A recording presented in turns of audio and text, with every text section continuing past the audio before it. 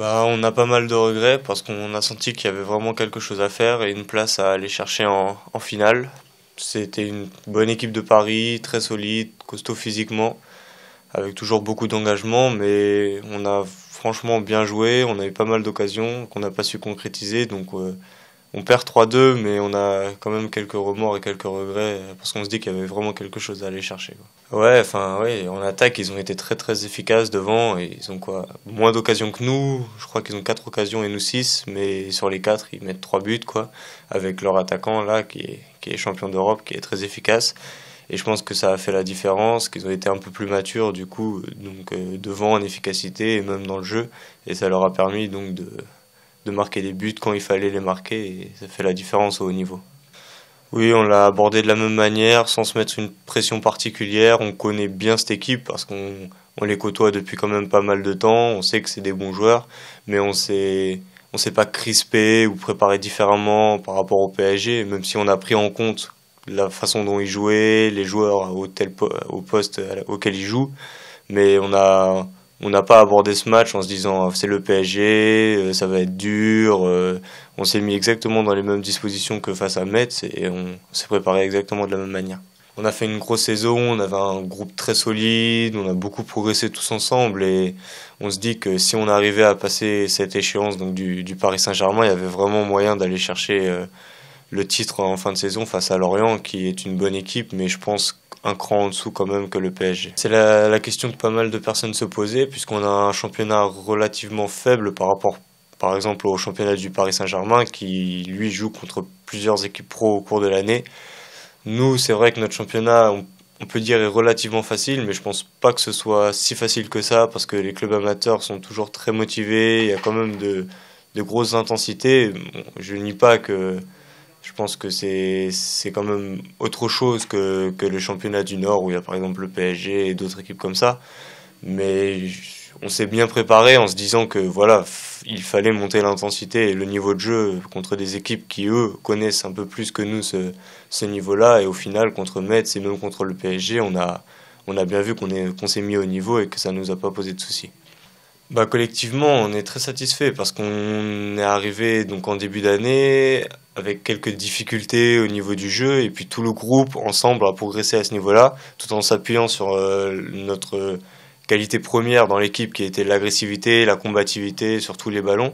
On s'est appuyé sur ça tout en développant donc notre jeu, notre sens collectif et au finalement ça la mayonnaise a pris et on a réussi à donc créer du jeu, créer un bon niveau de jeu, à arriver en fin de saison avec pas mal de principes de jeu intéressants et c'était au final très, très satisfaisant quand même, la progression collective du groupe.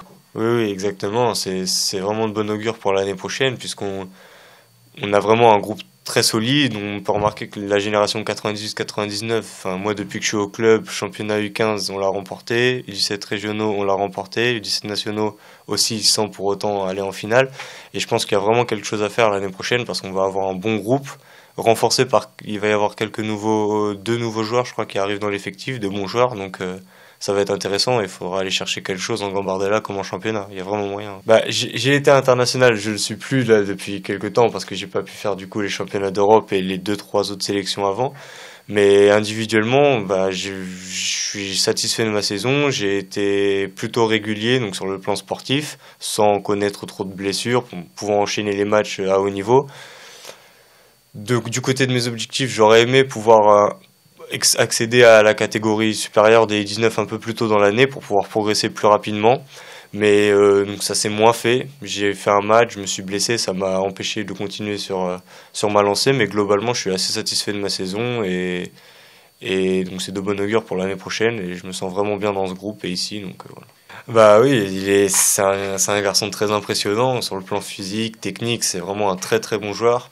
Il a un temps d'avance sur nous, je pense, au niveau du jeu et même au niveau du physique, et ça lui permet donc d'accéder au niveau professionnel. Mais on l'a vu sur les deux matchs, là, il nous a vraiment apporté beaucoup, ça a été un grand plus, et forcément, ça nous donne envie on se met en quelque sorte en concurrence avec lui, et involontairement, on se dit, putain, il a de la chance quand même d'y aller, et nous, on fait tout pour essayer de le rejoindre là-bas et de suivre en quelque sorte son chemin. Ouais, je crois qu'il y a environ 7 joueurs qui sont passés pro depuis le début en 2 ans, je crois, en un peu moins de 2 ans. Donc forcément, ça résonne dans nos têtes au centre de formation, ça passe pas inaperçu. Et on est vraiment dans l'optique de réussir dans ce club et ça nous renforce dans l'idée de progresser et de se dire dans nos têtes qu'il y a vraiment quelque chose à jouer et la place pour aller accéder au groupe professionnel. Donc ça, en quelque sorte, ça nous booste pour le futur et pour tout donner à l'entraînement pour pouvoir accéder à ce groupe Et professionnel. donc on va s'arracher la saison prochaine, et Exactement. 2019, pour faire de bons résultats, pourquoi pas en fin de saison déjà intégrer la CFA, c'est un peu Ah oui, oui, l'objectif. c'est ça, oui, ça va très très vite. Et si normalement là on va tous arriver en fin de contrat, ça va être notre dernière année de contrat, donc ça va être une vraie bataille pour accéder à la CFA et en fin de saison et tout le monde va tout donner parce que les places sont chères pour aller en CFA. On l'a vu là cette année, il y a pas mal de joueurs qui n'ont pas été gardés et peu qui sont gardés et qui passent en CFA. Donc les places sont chères et on va tous être impliqués à 400% pour faire des bons résultats sur le plan collectif, mais être performant sur le plan individuel aussi pour pouvoir accéder à la CFA. C'est pas on le sent un peu au fur et à mesure de l'année, si ça se passe bien, si on enchaîne les matchs, qu'on est régulier, si au contraire on est moins appelé, qu'on n'est pas présent à tous les matchs, qu'on fait pas forcément de bonnes performances, ça se dessine peu à peu au fur et à mesure de l'année, mais il y a toujours une carte à jouer et ça, le foot ça va très vite. On peut très bien être super bon les 2 premiers mois, se blesser, revenir avec un peu plus de difficultés, donc faut vraiment pas lâcher et se dire qu'il faut tout donner pour cette peut-être dernière saison aux Girondins pour essayer donc justement d'accéder à la catégorie supérieure.